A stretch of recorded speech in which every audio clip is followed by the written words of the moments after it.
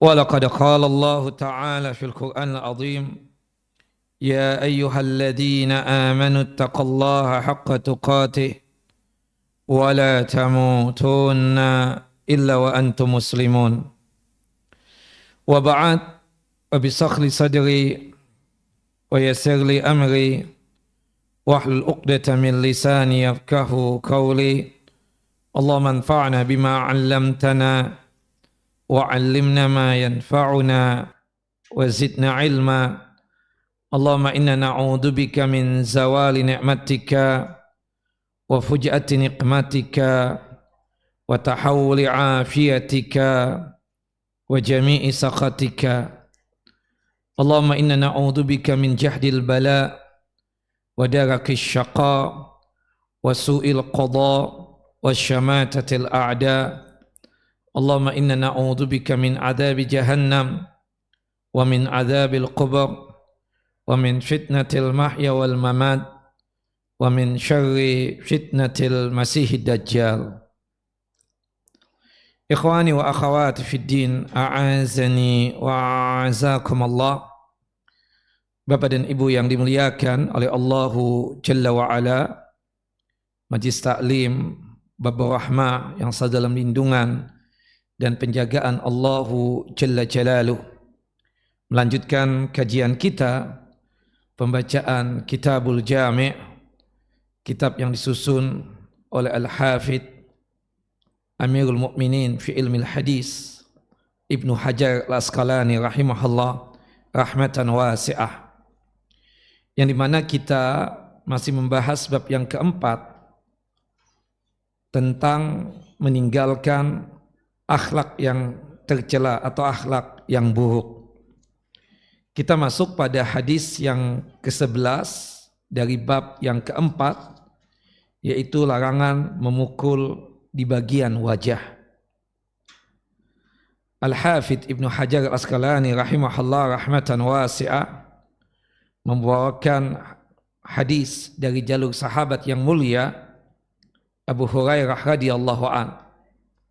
Abu Hurairah ini nama aslinya adalah Abdurrahman bin Sahrin Ad-Dawsi Al-Yamani, seorang Yaman yang kemudian menyatakan iman dan Islam pada tahun ke-7 Hijriyah. Meskipun berjumpa dengan Nabi sangat sebentar, kurang lebih 3 tahun, tapi beliau ini paling banyak meriwayatkan hadis Nabi SAW. Lebih dari 5.000 hadis dari jalurnya beliau. Salah satunya hadis berikut ini. Qala Rasulullah sallallahu alaihi wasallam, Rasulullah sallallahu alaihi wasallam bersabda, "Idza qatala ahadukum falyajtani bil wajha." Jika salah seorang dari kalian hendak memukul, maka dia wajib menghindari wajah, artinya wajib untuk tidak memukul wajah. Hadis sahih dikeluarkan oleh Al-Imam Al-Bukhari dalam kitab sahih beliau pada nomor hadis 2559, dan juga hadis dikeluarkan oleh Al-Imam Muslim dalam kitab sahih beliau pada nomor hadis 2612.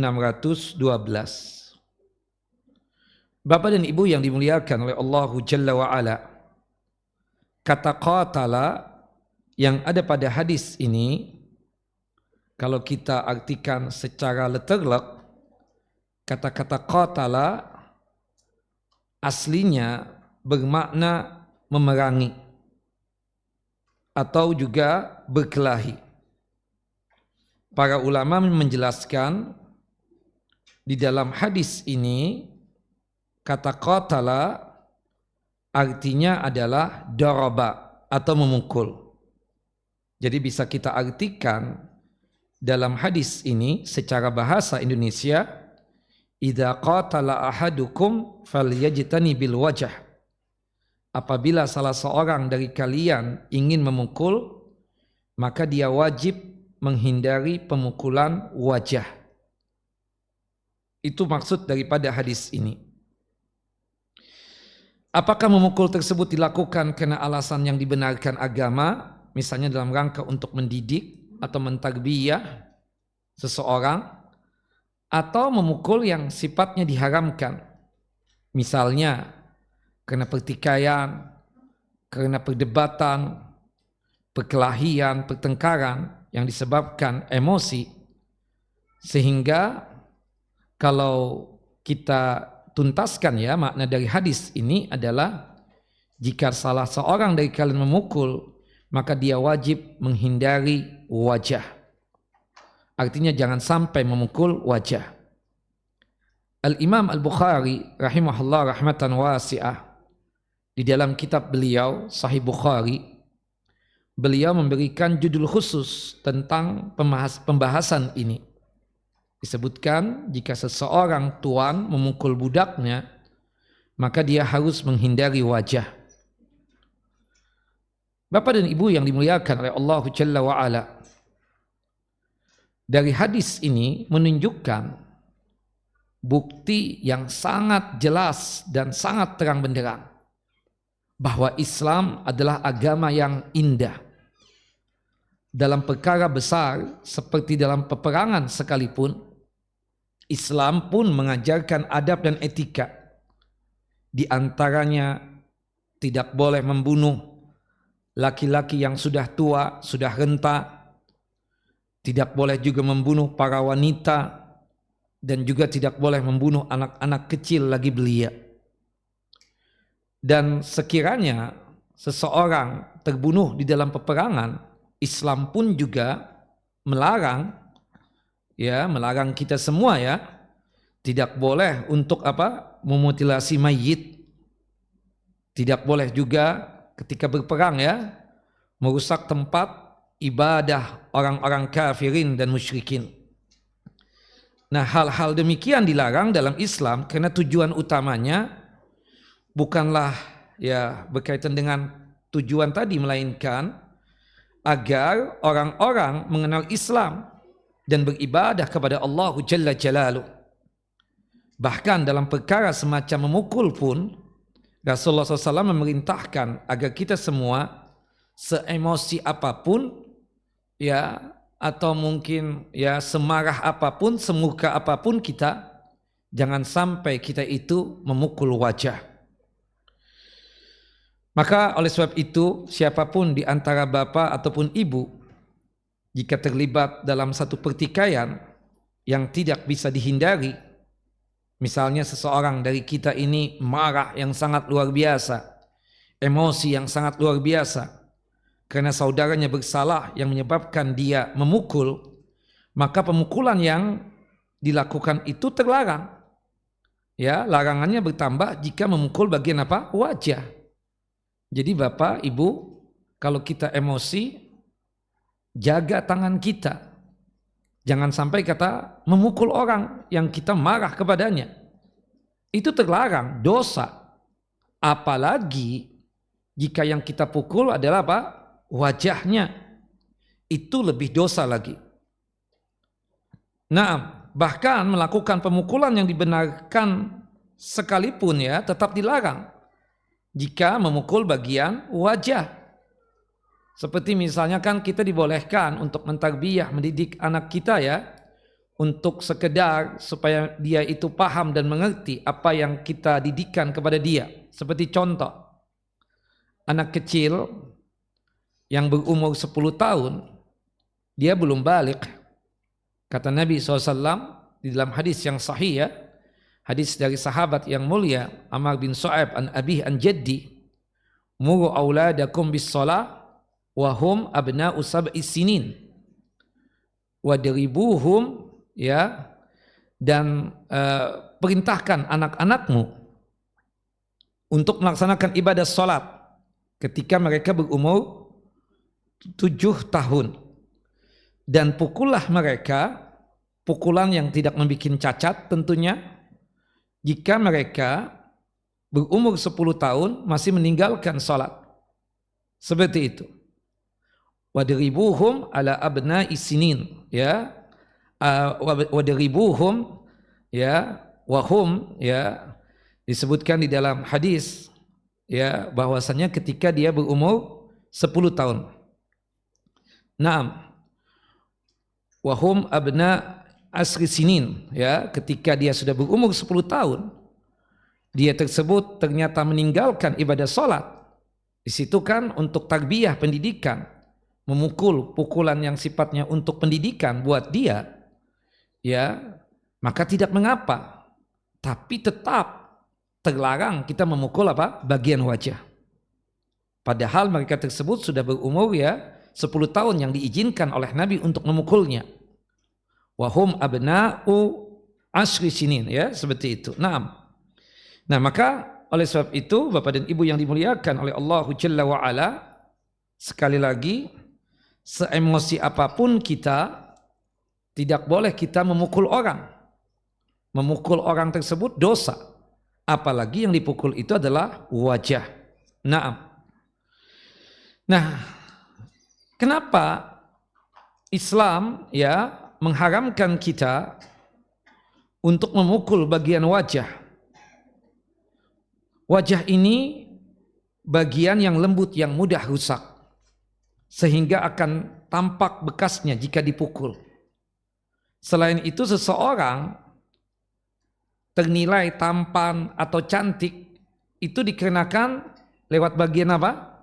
Wajahnya. Jadi dari paras wajahnya kita bisa menilai dia itu tampan, atau kalau perempuan dia tersebut cantik jelita. Jika ternyata tampak luka di bagian wajah atau muka, apalagi sampai timbul kecacatan seperti di hidung, ya, hidungnya patah, atau bagian matanya terluka, ya, bonyok matanya, atau bagian bibirnya ya terkelupas, atau maaf giginya misalnya patah, ya, bahkan berkaitan dengan mata bisa sampai buta misalnya, maka ini sangat berbahaya, sangat merusak apa? Keadaan wajahnya tadi itu, sehingga yang tadinya tampan jadi tidak tampan, yang tadinya cantik jelita tidak cantik lagi dikarenakan bekas pukulan tadi itu.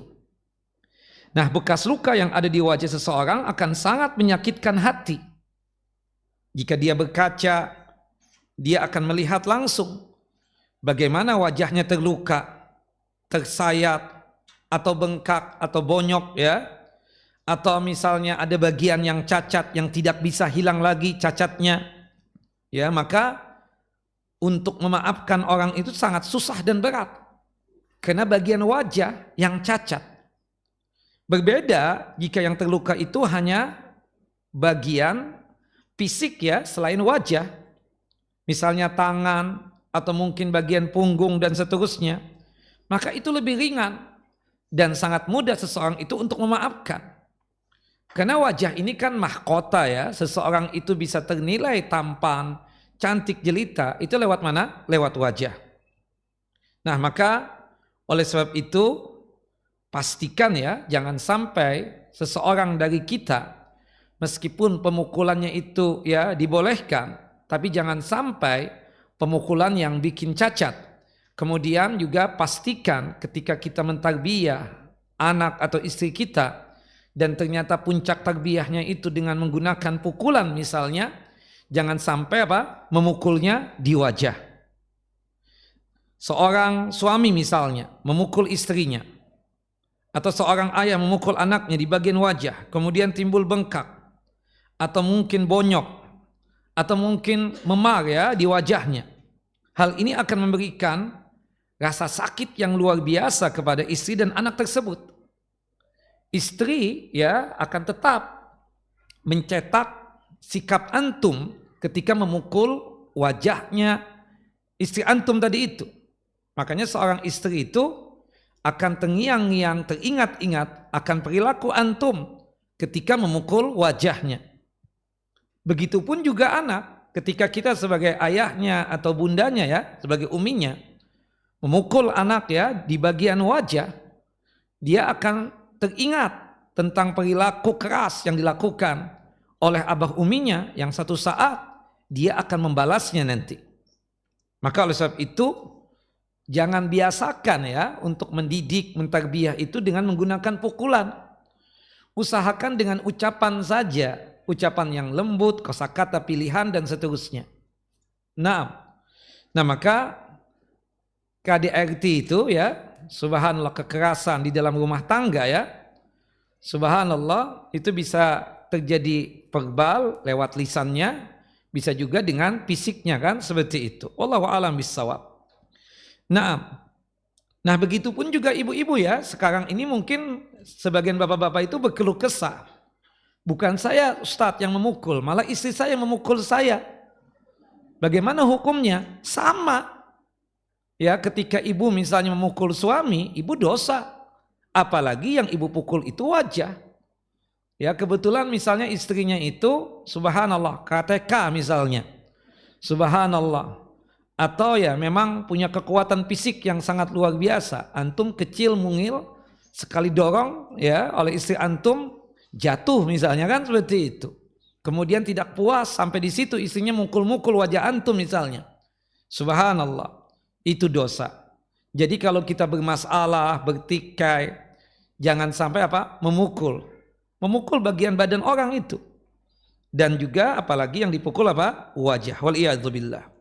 Nah kemudian lebih dari itu, hal ini ya dapat memancing perhatian orang banyak yang bisa jadi menimbulkan masalah yang lebih besar. Antum memukul istri antum, kemudian ya bonyoknya itu kelihatan di wajahnya, bengkaknya di matanya kelihatan, hasil tonjokan antum bapak. Itu mengakibatkan antum bermasalah dengan orang yang dekat dengan istri antum, dengan mertua misalnya, ayah bunda daripada istri antum tersebut, dengan ipar-ipar antum, atau bisa jadi dengan teman-teman istri antum tersebut. Betapa zalimnya antum memukul seorang istri misalnya, seperti itu. Meskipun ya antum ingin mendidik dia agar dia tersebut tidak lagi melakukan perbuatan yang terlarang misalnya. Sebenarnya kan Islam itu mengatur bapak, ketika mendidik ya seorang istri, memukul itu pilihan yang terakhir ketika tidak ada pilihan yang lain. Dan zaman sekarang ini ya sangat berbahaya kalau kita memukul istri tersebut. Jangankan memukul wajah, memukul badannya saja bisa bermasalah dengan hukum, bukan begitu? Nah, tapi kalau dalam koridor Islam diajarkan ya, Islam telah mengajarkan tahapan-tahapan dalam mengatasi istri yang membangkang, yang nusyus ya, sebagaimana yang Allah Jalla wa Ala firmankan di dalam surah An-Nisa, surah yang keempat ayat 34, yang dimana Allah Jalla wa Ala berfirman, wallati takhafuna nusyuzahunna fa'idhuhunna wahjuruhunna fil madaji'i wadribuhunna. Wanita-wanita yang kamu khawatir sifat maksiatnya mereka, nususnya mereka, pembangkangannya mereka, maka berikanlah nasihat kepada ya para wanita tadi itu ya, dan pisahkanlah mereka dari tempat tidur mereka, pisahkanlah mereka di tempat tidur mereka. Artinya ya subhanallah, antum ingin mendidik ya, tahapannya itu nasihat dengan kosakata yang baik ya, dengan bahasa antum yang enggak boleh ya keluar rumah pakai hijab, malu dengan Allah, malu dengan masyarakat dan seterusnya, aurat diumbar kemana-mana. Tahapan yang kedua, dia masih maksiat juga, kita lakukan tahapan yang kedua ya, agak mulai mengeraskan suara. Aku kan sudah bilang kalau keluar itu pakai hijab. Aku belikan mahal hijab buat dipakai, bukan cuma dipajang doang. Mulai agak meninggi suara. Nah, tahapan yang ketiga itu tidak menegurnya. Tidak menegurnya. Ya, cuek bebek ya, seperti itu. Kalau minta makanan ya, kalau ada asisten rumah tangga, minta lewat asisten rumah tangga. Tidak mau lewat istrinya. Ya, buatkan makanan, buatkan minuman, minta dari asisten rumah tangganya. Kalau kebetulan tidak punya asisten rumah tangga, lewat anaknya, seperti itu. Istrinya dia tidak tegur, Hatta satu kasur. Istrinya ngomong apa, didiamkan saja. Itu cara untuk apa? Agar istri tersebut apa? Mudah untuk apa? Kembali lagi ke jalan Islam. Kemudian tahapan yang keempat, masih saja dia maksiat, keluar rumah nggak pakai hijab juga nih. Ya, kunci kamar kita. Istri dibiarkan di kamar yang lain. Seperti itu. Tahapan yang selanjutnya ternyata masih juga begitu.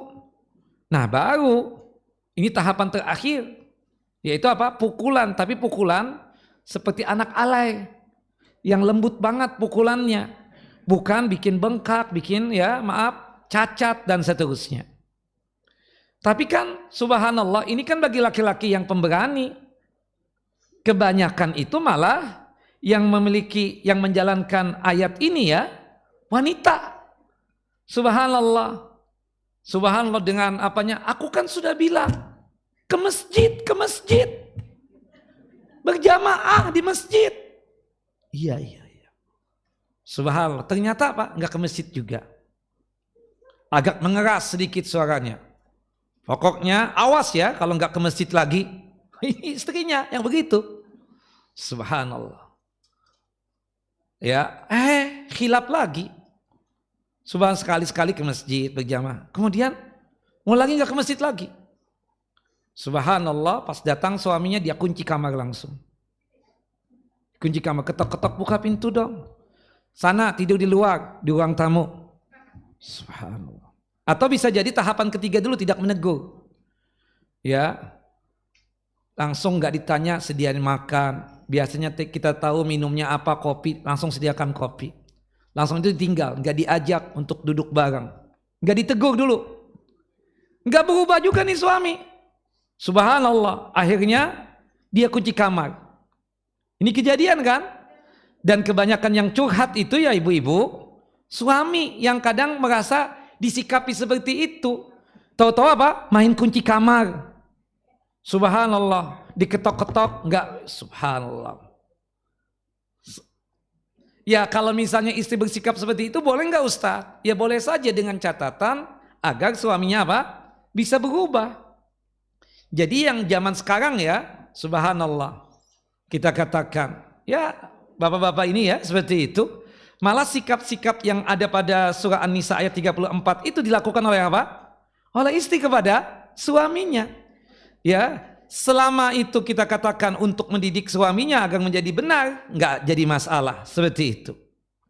Bahkan puncaknya saking kesalnya istrinya itu langsung nonjok. Ke masjid enggak? Ya kan seperti itu. Nah.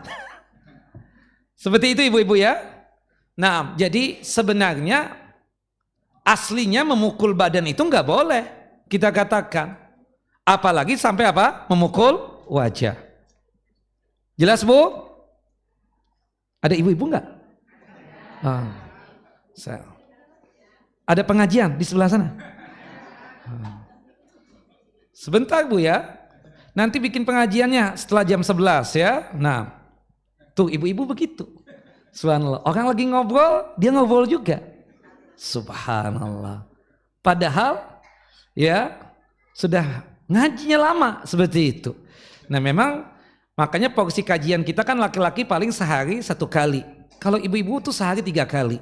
Kenapa? Untuk menanamkan kekuatan ya iman dan tauhid kepada Allah Jalla wa'ala seperti itu. Karena kalau laki-laki itu insya Allah mudah paham. Ya kalau perempuan saya nggak ngomong begitu. Ya seperti itu. Wallahu a'lam bishawab. Jelas ibu-ibu? Nah jadi sekarang ini kondisinya malah terbalik. Malah suami itu yang takut banget gitu loh. Subhanallah. Ada sesuatu yang diinginkan oleh istrinya diam aja. Apalagi jawabannya sekenanya aja. Si ini kemana ya? Ada tuh di kamar. Hari ini masak apa? Sayur lodeh.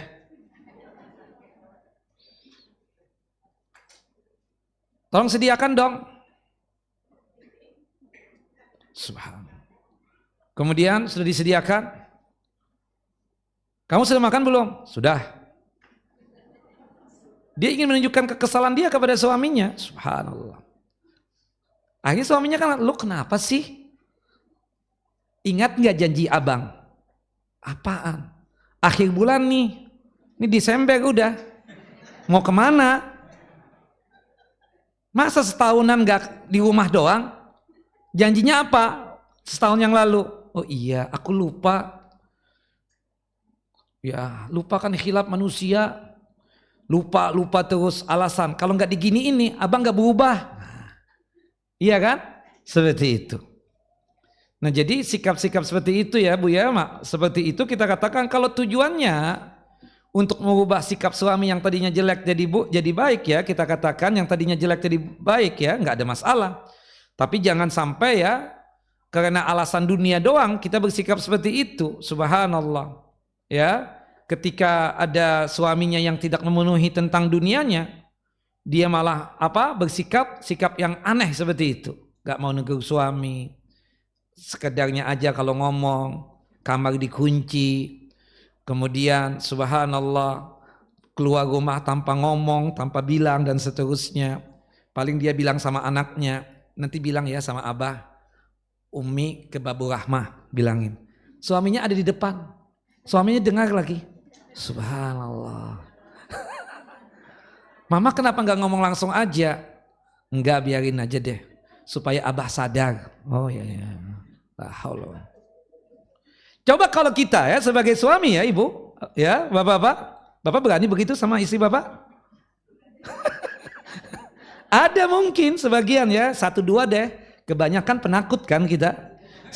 Daripada kata dia ya udah deh, subhanallah, gencatan senjata aja kan seperti itu. Wallahu a'lam bishawab. Tapi ada ya kemarin itu ada curhatan laki-laki, Ustaz gimana ya Ustaz ya?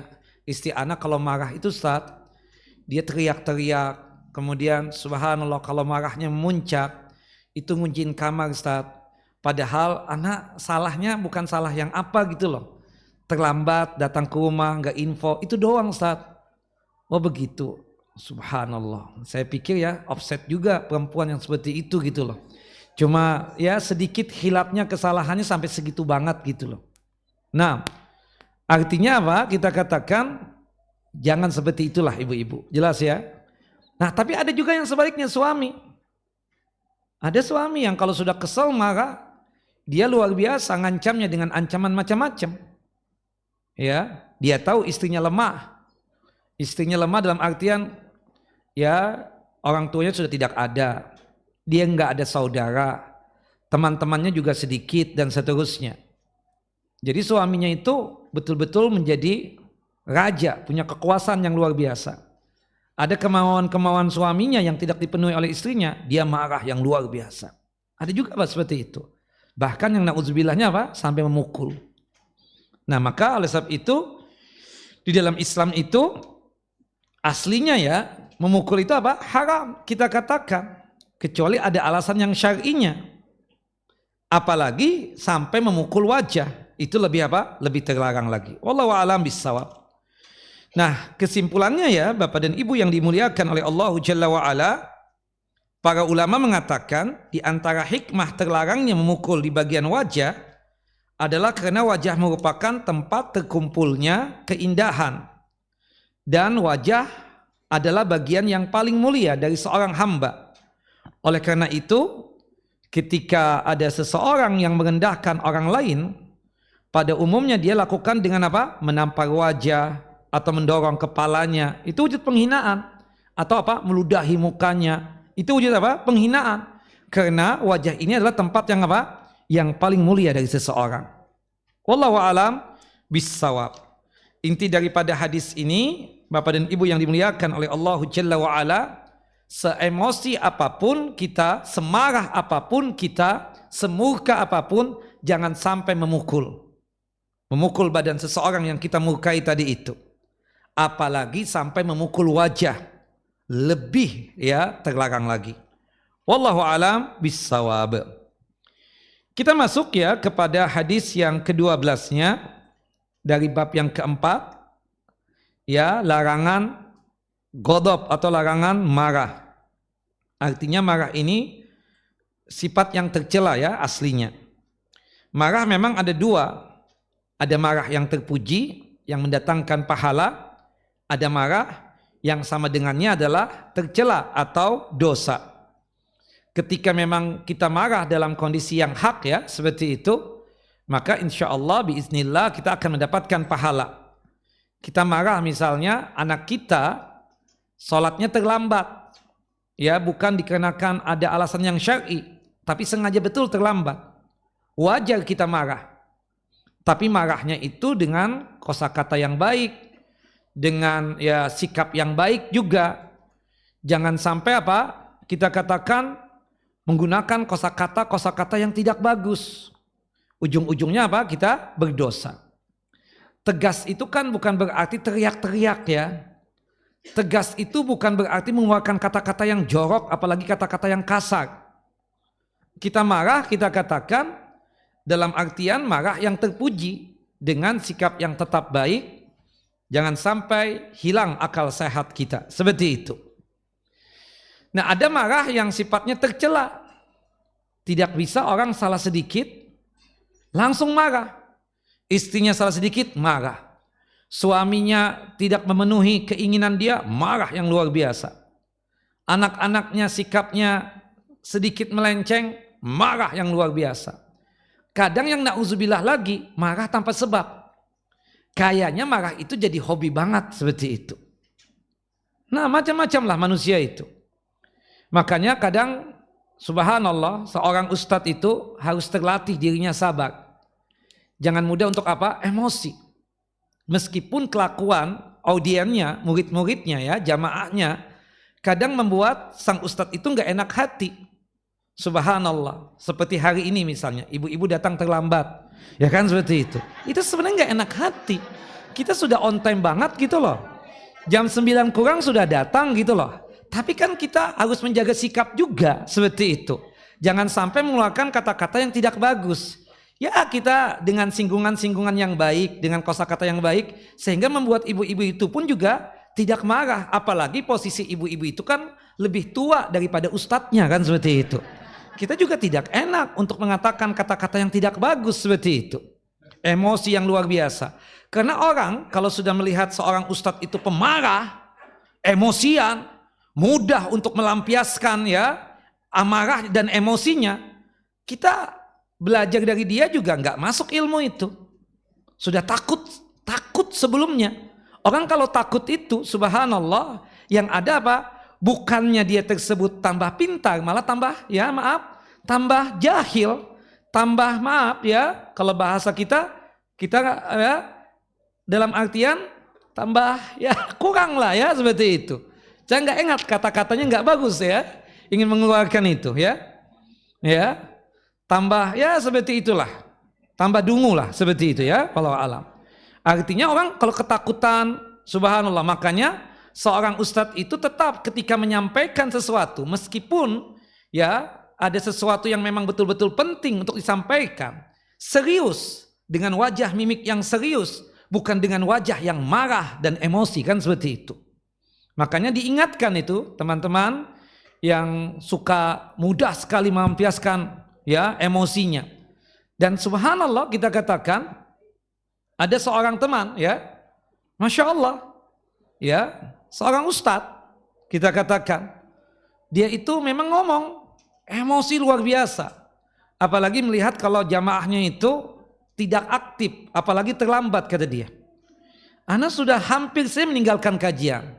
Ustadz sabar, sabar. Ya, ingat perjuangan Nabi SAW. Apalagi mungkin ada sikap ya, subhanallah dijanjikan dijemput on time, gak dijemput misalnya. Dibatalkan penjemputan, disuruh ustadznya naik mobil sendiri. Gimana perasaan kita, kata dia. Anak emosi dong seperti itu. Subhanallah, memang emosian orangnya. Kita bilang saat antum, gak boleh begitu tetap. Antum tercela. Ada seorang sahabat Nabi namanya Qudamah. Subhanallah, kita tahu sahabat orang soleh, tapi sangat mudah sekali melampiaskan emosi. Gak bisa orang salah sedikit, udah habis. Dan kadang marahnya apa? Diulang-ulang. Kayak kasus misalnya kita nih. Kan cukup kita sekali, ibu-ibu jangan terlambat lagi dong, seperti itu. Dengan bahasa lemah lembutnya kita ya, ini saya, kan seperti itu. Ya, nggak perlu diulang lagi nanti. Pertengahan, kedua kali, ketiga kali, dan seterusnya. Nanti ketemu lagi, awas ya, jangan terlambat lagi. Subhanallah. Nanti ketika panitia telepon, awas ya, jangan terlambat. Apaan begitu? Yang diomongkan orang tua nih. Panitia kan lebih tua daripada kita. Bukan begitu? Kan kita harus ada adab juga. Mereka itu lebih paham lah. Lebih mengerti. Ya sudah cukup satu kali. Itu pun dengan bahasa kita. Kesian lah Ustadz tadi datang awalan. Jam 9 kurang 15 sudah datang nongol di sini. Subhanallah. Ya nggak ada orang. Kesian. Subhanallah, kan seperti itu. Cukup. Ibu-ibu itu sudah paham dan ngerti, ya Allah kesian si Ustadz ya. Seperti itu. Jangan diulang-ulang lagi gitu loh. Marah emosinya itu. Kita sih bukan marah. Enggak. Subhanallah. Nanti ketemu lagi. Ya, jangan terlambat lagi ya, jangan ini. Nanti ketemu lagi, jangan terlambat lagi ya. Pas telepon, diingatkan lagi. Subhanallah. Ini yang dilarang oleh Nabi Sallallahu Alaihi Wasallam. Jadi melampiaskan ya emosi itu nggak habis-habis gitu loh. Subhanallah. Betul-betul terekam ya di memorinya dia. Oh, kalau grup ini nih, oh begini nih kondisinya. Diingatkan lagi, la haula wala quwata illa billah. Nah, ada seorang sahabat laki-laki namanya ya dalam riwayat yang lain Qudamah tadi. Beliau datang ke Rasulullah SAW berdasarkan hadis dari Abu Hurairah radhiyallahu an. Semoga Allah Jalla wa ala meridhai beliau. Kemudian ya beliau meminta wasiat kepada Nabi SAW. Ausini, tolong ya Rasulullah berikan wasiat dan nasihat kepadaku. Qala Rasulullah, Rasul melihat sahabat yang mulia ini, Qudamah ini, pemarah, suka melampiaskan emosinya sangat mudah sekali. Kata Nabi, la taqdhab, jangan antum marah. Apalagi ya Rasulullah, faraddada mirara, diulangi lagi oleh Nabi untuk kedua kali, la taqdhab, jangan antum marah, jangan menjadi manusia pemarah. Minta lagi wasiat untuk ya selanjutnya, diulangi lagi oleh Nabi. Jangan antum marah. Subhanallah, hadis sahih dikeluarkan ya oleh Al-Imam Bukhari dalam kitab sahih beliau pada nomor hadis 6116. Berdasarkan hadis ini ya kita bisa memahami tentang tercelanya sifat marah ini. Hadis ini menjelaskan seakan-akan orang yang datang kepada Rasulullah kurang puas dengan wasiatnya Nabi Muhammad SAW tadi. Dia ingin mencari wasiat yang lebih hebat daripada yang pertama, yaitu janganlah engkau marah, kata Nabi. Jangan menjadi pemarah. Sehingga sahabat ini yang namanya Qudamah tadi mengulang-ulangi pertanyaannya dan meminta wasiat lagi. Ya, mengulang-ulang permintaannya. Nah, hadis ini ya sempat kita bahas ya pada saat pembahasan hadis yang kedua ya pada kesempatan yang lalu.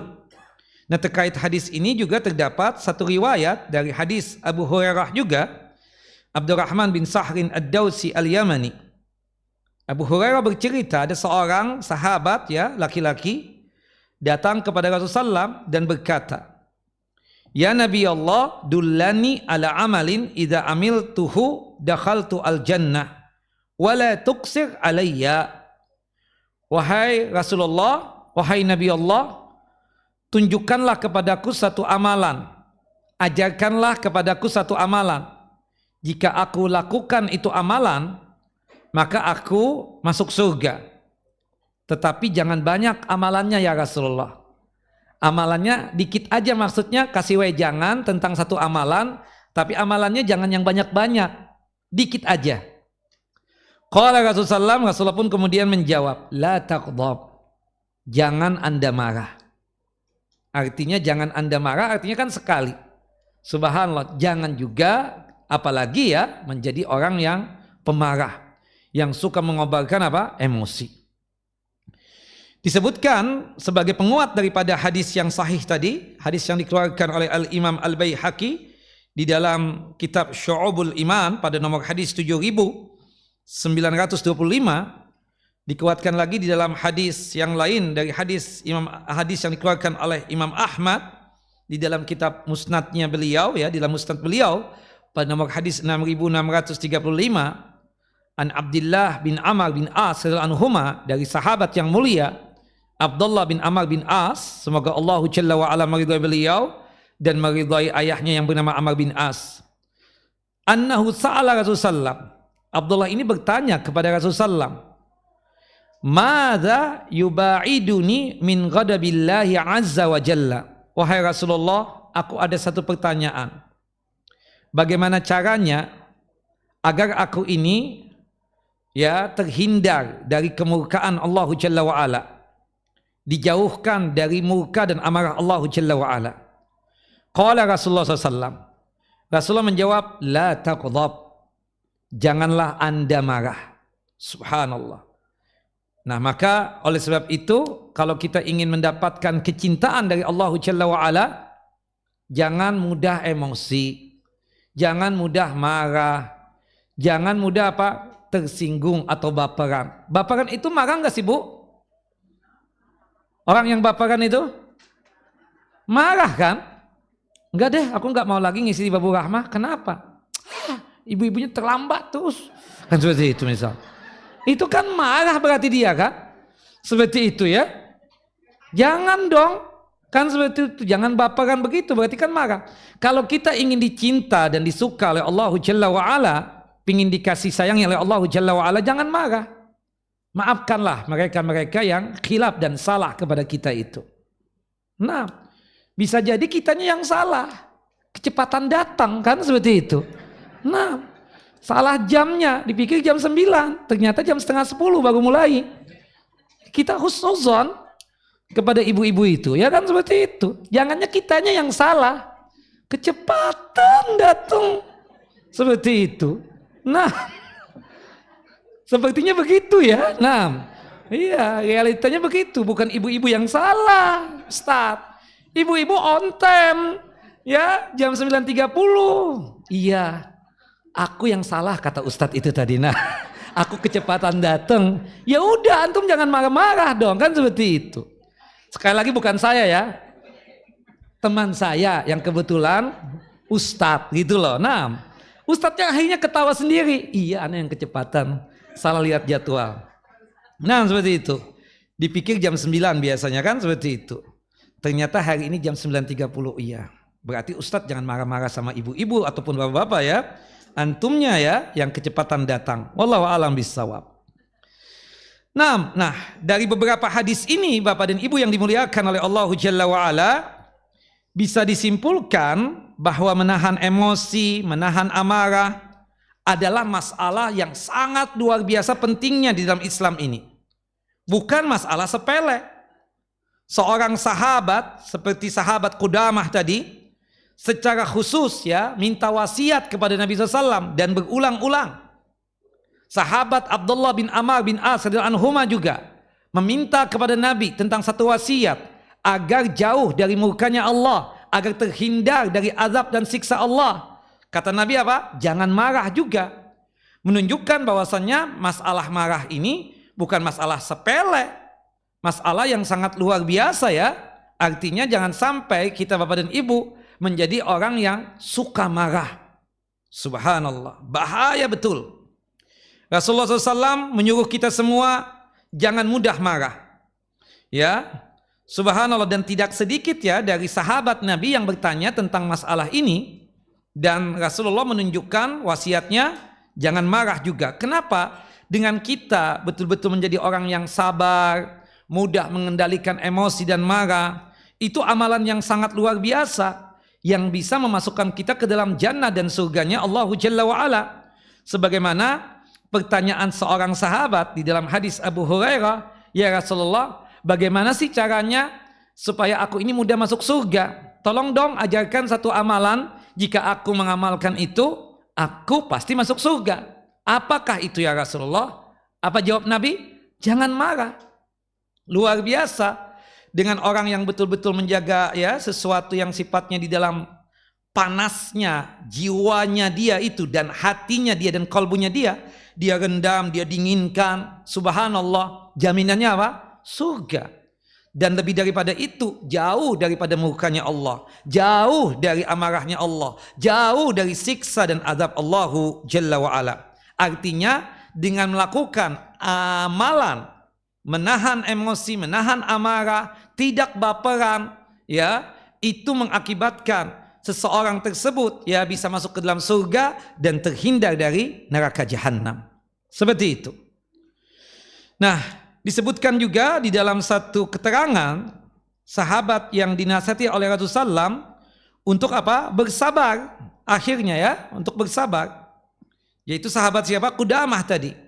Sahabat Qudamah tadi mengatakan, "Fafakkartu hina qala Nabi SAW ma qala." Kemudian aku merenungi perkataannya Rasulullah SAW. Janganlah engkau marah. Perkataan Nabi tadi kan? Subhanallah, aku renungkan kenapa Rasulullah SAW memberikan wasiat seperti itu. Kemudian sampai puncaknya aku tahu jawabannya. Apa jawabannya? Fa'idhal ghadab yajma'u asyarra kullah. Karena kalau aku marah, kata sahabat Qudamah tadi, itu mengumpulkan segala keburukan. Ya, dengan marah, bahwa kemarahan itu apa? Mengumpulkan segala keburukan dan kejelekan. Subhanallah, hadis ini atau athar ini sahih, dikeluarkan oleh Al-Imam Ahmad dengan sanad yang sahih. Nah, dan benar ya apa yang dikatakan oleh sahabat tadi, ya, bahwasanya dengan marah itu mengumpulkan berbagai macam keburukan dan kejelekan. Begitu banyaknya permasalahan yang timbul akibat kemarahan dan ketidaksabaran dari seseorang. Contohnya apa? Perceraian. Perceraian itu banyak terjadi karena apa? Suka marah, baik dari pihak suami ataupun istri. Dan pasangan ini tidak sabar, ya, seperti itu. Karena emosi saja. Tahu-tahu mengucapkan kata-kata talak. Kenapa dia marahnya dengan istrinya? Seorang istri minta cerai, minta khulu. Dikarenakan emosi doang juga. Marah yang menjadi-jadi. Tahu-tahu menuntut cerai. Makanya kemarahan ini apa? Mengumpulkan berbagai macam keburukan dan kejelekan. Termasuk juga kita katakan ya, kejadian yang sangat luar biasa yang sering terjadi di lingkungan kita. Karena emosi, karena marah, ya, sampai terjadi apa? Pembunuhan. Terjadi apa? Pembunuhan. Subhanallah, baperan, tersinggung, itu kan sama dengannya apa? Marah. Bukan begitu? Jelas ibu-ibu? Bapak? Tersinggung itu kenapa? Hasil marah enggak? Marah gegetan. Tersinggung loh kak aku kemarin itu. Kenapa dia ngomong seperti itu sama aku? Salah apa aku ini? Aku betul-betul tersinggung loh. Nah, tersinggung itu sama dengannya apa? Emosi dan marah. Suatu saat dia akan balas nanti. Seperti itu. Baperan juga apa? Sama dengannya apa? Marah juga. Seperti itu. Sehingga ketika dia mulai lagi disinggung-singgung, atau misalnya orang itu mengucapkan kata-kata yang tidak bagus, kemudian terjadilah ya pertikaian, berantem, ya, bertengkar dan seterusnya. Bisa jadi mengakibatkan apa? Dosa yang lain, pembunuhan misalnya. Wal iyadu billah. Pembunuhan banyak terjadi itu kenapa? Karena emosional. Karena sifat marah. Dan berbagai macam pertikaian terjadi kenapa? Karena kemarahan. Jelas bahwa kemarahan menimbulkan apa? Banyak permasalahan dan muskilah. Subhanallah, Muhammad bin Ja'far pernah berkata, ya, seorang syekh ya, beliau mengatakan begini, al-ghadabu miftahu kulli syarrin. Kemarahan itu adalah kunci segala keburukan atau pembuka segala keburukan. Al-ghadabu miftahu kulli syarrin. Al-Hafidz Ibnu Rajab menguatkan lagi dengan ungkapan beliau seperti ini. Innal ghadaba jima'us syarr. Sesungguhnya kemarahan sebab utama keburukan dan mengumpulkan keburukan. Wa anna taharruza minhu jima'ul khair. Sedangkan menjauhkan diri dari sifat marah ya adalah merupakan sebab segala kebaikan. Jadi kalau marah itu sebab utama segala keburukan dan kejelekan, sedangkan menjaga diri jangan sampai emosi dan marah itu tidak lain adalah apa? Merupakan sebab terkumpulnya segala bentuk kebaikan. Nah, ini yang dikatakan oleh Al-Hafidz Ibnu Rajab Al-Hambali rahimahullah rahmatan wasi'ah. Maka oleh sebab itu kita berusaha ya untuk sabar. Ya, karena memang kadang memang tabiat pengaruh lingkungan. Ya, ayah bundanya memang subhanallah itu kalau emosi meluapkan amarahnya itu luar biasa. Itu berpengaruh dengan anak keturunannya. Ya, atau misalnya ada dari dua belah pihak, entah abahnya atau uminya yang punya sifat pemarah tadi itu. Dan itu sifat itu menurunkan kepada apa? Anak-anaknya. Subhanallah. Termasuk juga contoh ya, ustadz pemarah nih, muridnya juga pemarah. Coba lihat antum, perhatikan. Nah, sama ya. Ustadz nggak negur seseorang, muridnya juga begitu. Subhanallah. Kan makanya ada pepatah kan? Ya, guru kencing berdiri, murid kencing berlari, seperti itu. Siapa itu? Pokoknya ustadz kita nggak negur dia, kita nggak negur juga ya, kan begitu. Ustadz nggak salam sama dia, berarti kita nggak salam juga ya. Astagfirullah, ustadz bukan maksum. Coba antum lihat ya, ustadznya pemarah misalnya, marah luar biasa. Itu murid-muridnya berpengaruh tuh, punya sifat begitu juga. Hati-hati makanya kita sebagai ustadz ya selalu menanamkan apa? Sifat kesabaran tadi itu, supaya murid-murid kita juga apa? Sabar, ya, betul-betul memiliki sifat yang rendah diri, tawadhu, tidak mudah meluapkan emosi dan seterusnya. Wallahu a'lam bissawab. Begitu kira-kira. Makanya ini yang harus kita pahami, kalau kita betul-betul sabar, betul-betul bisa memanage emosi kita dan amarah kita, pastinya kita itu akan mengumpulkan segala bentuk kebaikan dan pastinya kita jauh daripada sifat jelek dan buruk. Wallahu a'lam. Nah, kemudian apa maksud daripada larangan marah ini? Tadi kan ada 3 hadis ya, hadis Abu Hurairah 2, kemudian hadis Abdullah bin Amr bin As radhiyallahu anhuma 1. Dari 3 hadis ini makna larangan marah itu apa? Al-Hafidz Ibnu Rajab rahimahullah rahmatan wasi'ah menjelaskan apa ini maksudkan dengan kalimat la taghdab, janganlah Anda marah. Beliau menjelaskan bahwa bukan berarti sifat marah tersebut kita hilangkan dari hati kita, bukan. Karena setiap manusia itu pastinya diciptakan dengan membawa potensi untuk marah. Siapa di antara bapak-bapak yang tidak pernah marah? Ada? Angkat tangan, saya kasih hadiah. Kalau ibu-ibu kan jelas, pastilah marahnya yang nampak ya, seperti itu. Kalau bapak-bapak kan yang nampaknya sabarnya ya, seperti itu. Siapa di antara ibu-ibu yang gak pernah marah? Pastinya pernah, punya potensi kita semua ini. Ya, pernah marah. Subhanallah. Sifat marah itu bisa timbul sewaktu-waktu, sebagaimana manusia tidak mungkin menghilangkan rasa lapar. Sama. Subhanallah. Rasa lapar juga kan kadang membawa apa? Sifat emosi dan marah kan? Aduh, gak paham-paham penitia ini. Sudah waktunya zuhur kan waktunya makan. Kok gak dikasih makanan kita? Aduh, restoran jauh lagi. Pingin meninggalkan kita gak enak. Ini kewajiban. Subhanallah. Jam 2 juga dibiarkan begitu saja. Yang dikasih air doang. Dari tadi buang air terus sudah. Subhanallah. Ke belakang lagi. Karena air itu isinya. Nah, emosi kan sebab lapar. Betapa banyaknya kan terjadi ya kan sesuatu hal, kejahatan-kejahatan itu karena lapar. Marah dia dengan siapapun yang orang di sekitarnya seperti itu. Nah, wallahu a'lam bissawab. Nah, maka oleh sebab itu sifat marah memang kita semua punya potensi dan tidak mungkin untuk menghilangkannya. Karena itu sifat yang sudah ada pada manusia. Cuma kita mudah untuk apa? Memanagenya. Jangan sampai diluapkan ya dengan lisan kita, apalagi dengan kosakata kita yang tidak bagus. Bahwasanya sifat marah ini bisa timbul sewaktu-waktu dan tidak mungkin ya dihilangkan ya, sebagaimana ya tidak mungkin kita menghilangkan apa? Rasa lapar. 6. Lelaki tidak mungkin meninggalkan syahwatnya terhadap wanita, ya kan, seperti itu. Sama juga. Ya, sifat marah juga begitu. Akan tetapi ya yang ditafsirkan oleh Al-Hafidz Ibnu Rajab rahimahullah rahmatan wasi'ah berkaitan dengan hadis Nabi dari hadis Abu Hurairah, la taghdab, janganlah Anda marah, dengan dua tafsiran. Apa tafsirannya? Pertama,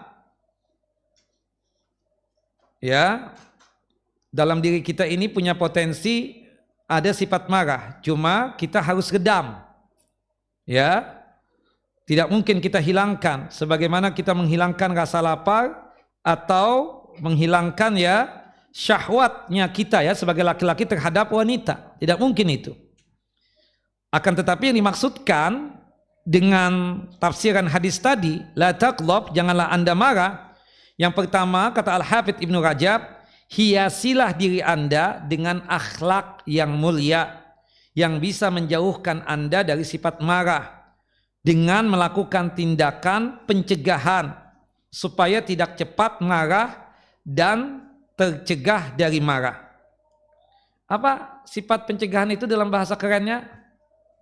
Preventif, ya tuh ibu-ibu, masya Allah ya. Ya, artinya apa?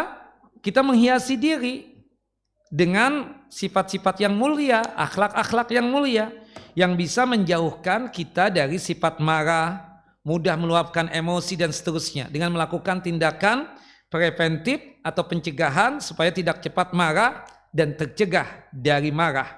Nah, itu maksud yang pertama ya. Nah, maksud yang kedua ya, penafsirannya sebagaimana yang diungkapkan oleh Al-Hafidz Ibnu Rajab rahimahullah rahmatan wasi'ah, jika di antara kita timbul rasa marah ya, maka lakukanlah sebab-sebab yang bisa memadamkan kemarahan tersebut. Jelas?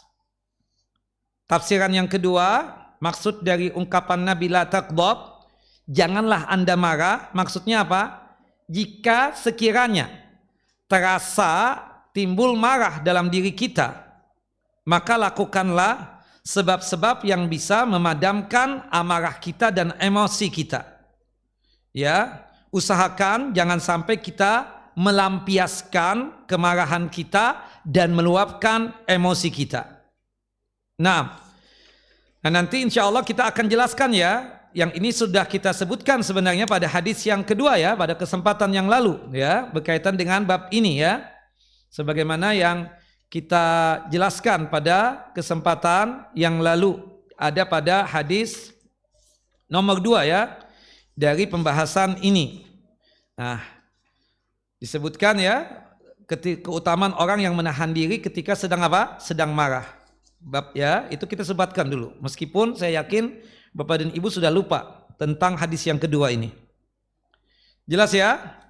Tayyib, yang pertama tadi yang dimaksudkan dengan ungkapan Nabi la taghdab, janganlah emosi, janganlah marah. Maksudnya apa? Menghiasi diri kita dengan sifat-sifat yang baik, sifat-sifat yang mulia yang bisa menjauhkan diri kita dari sifat marah, mudah emosi dengan melakukan apa? Tindakan pencegahan. Istilah kerennya apa tadi Bapak? Preventif, supaya tidak cepat marah dan tercegah dari marah. Nah, bagaimana menghiasi diri dengan sifat yang mulia atau akhlak yang mulia? Akhlak yang mulia contohnya, yang pertama, mudah memaafkan kesalahan orang lain. Mudah memaafkan dan melupakan kesalahan orang lain. Nah, ini Masya Allah nih. Ini barang paten banget nih kalau ingin kita ya tercegah dari sifat marah.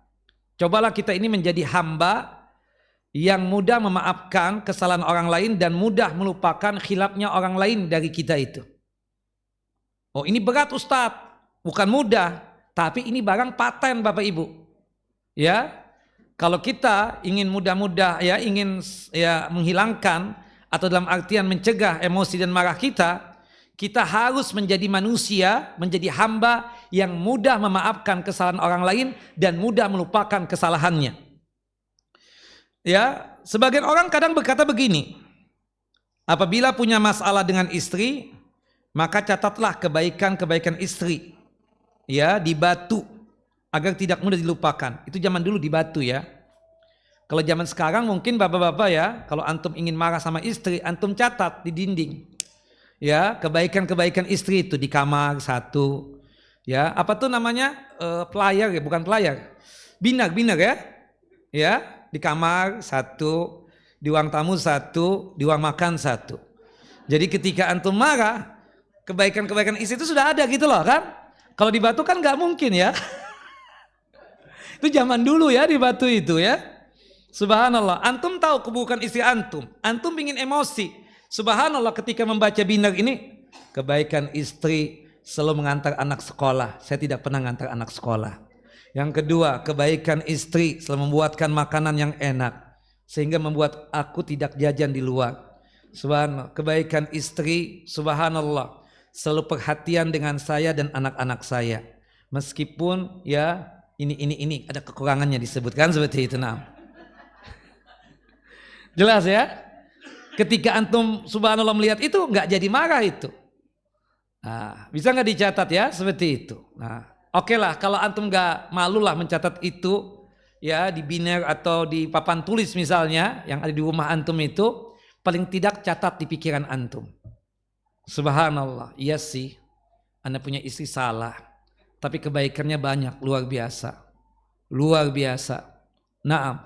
Subhanallah ya, kalau kita Pak berpikir ya Pak ya, maaf, tentang kebaikan istri kita, apalagi cinta pertama kita itu ya, subhanallah, itu Anda yakin antum gak bakal berpoligami Pak, benar?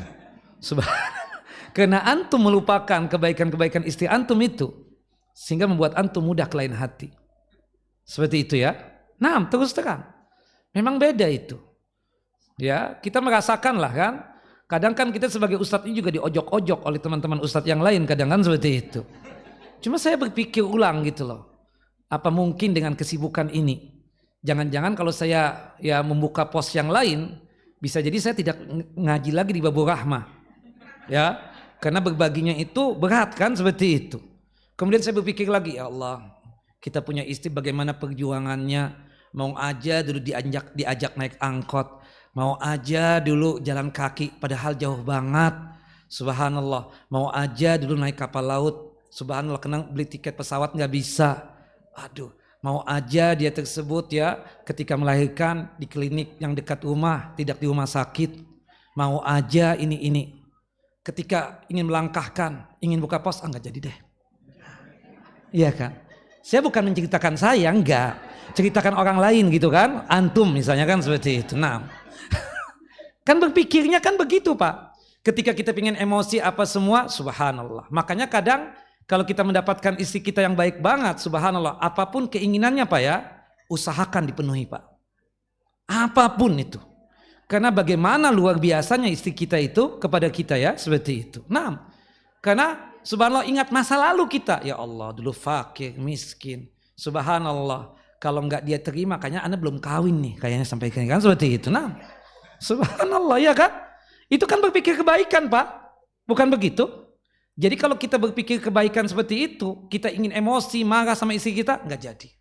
Enggak deh, dia Masya Allah deh. Ya wajar deh. Subhanallah dia marah ya, wajar. Kenapa? Enggak pernah diajak jalan-jalan. Wajar. Seperti itu. Dia di rumah terus ngeram, bertelur lagi kan seperti itu. Nah, Allahu Akbar. Begitupun juga ibu-ibu. Subhanallah ya, ketika ingin emosi juga ya kepada suami, ya malah harus dicatat itu. Kebaikan-kebaikan suami yang pernah ibu dapatkan itu. Subhanallah, Bu, maaf ya Bu ya. Ibu kan diangkat subhanallah dari satu daerah, satu tempat yang maaf-maaf. Ya penuh dengan kekurangan di situ. Sekarang Masya Allah ibu sudah jadi apa? Sosialita ya, sosialita yang sangat luar biasa. Tas branded, mobil ada, nyetir mobil sendiri lagi, pakaian 3 lemari. Subhanallah, belum lagi yang lainnya. Ingat Bu jasanya suami Bu. Ketika suami salah-salah dikit deh, jangan meluapkan emosi yang seperti orang gila begitu. Luar biasa, ingat kebaikannya banyak. Nah, ketika kita ya Bapak dan Ibu mudah memaafkan ya orang lain, khususnya pasangan kita, maka insya Allah sifat marah itu akan hilang dari diri kita. Emosi tadi akan jauh daripada kita karena kita terhiasi oleh apa? Sifat yang baik. Apa itu? Mudah memaafkan. Mudah apa? Memaafkan. dan mudah melupakan kesalahan orang lain. Wallahu a'lam bissawab. Nah, jelas ya? Bukan malah sebaliknya. Kesalahan istri malah dicatatin satu-satu. Bukan begitu ibu-ibu dan bapak-bapak ya. Nah, sebagian orang kadang mencatat satu kesalahan. Kesalahan yang kedua kali itu percis seperti orang yang salah ketika melanggar peraturan di pesantren atau di sekolahan. Dapat surat apa? Peringatan. Dia catat 1, 2, 3, 4, 5. Enggak perlu Pak ya begitu. Kita sebagai seorang suami yang baik, kita malah melupakan kesalahan-kesalahannya. Ibu-ibu pun juga begitu Bu. Lupakan kesalahan suami itu, jangan dicatat. Subhanallah, kadang ketika marah lagi nih, maaf ya Bu ya, mungkin jeleknya sifat manusia, enggak suami, enggak istri, diingatkan lagi. Ya kan? Ini ya kesalahan kamu yang sekian ya, ingat enggak? Yang 30 tahun yang lalu, ingat enggak? Astagfirullahaladzim, 30 tahun yang lalu dia masih ingat. La haula wa la quwata illa billah. Jangan ya. Nah jadi yang pertama bagaimana menghiasi diri dengan akhlak yang mulia supaya kita bisa menjauhkan diri kita dari sifat marah dan bisa menghilangkan sifat marah. Kita berusaha mudah memaafkan orang lain dan mudah melupakan kesalahan orang lain. Jelas ibu-ibu? Yang kedua, hiasi diri kita dengan penuh senyuman. Bukan senyum tanpa sebab ya. Ya, senyum tanpa sebab itu berarti offset itu ya. Subhanallah ya, ada satu pepatah ya, subhan ad-dahiku bila sababin ya, bahwasanya tertawa atau tersenyum tanpa sebab, subhanallah itu menunjukkan apa? Ya, annahu majnun, bahwasanya dia tersebut apa? Gila, seperti itu. Wallahu a'lam.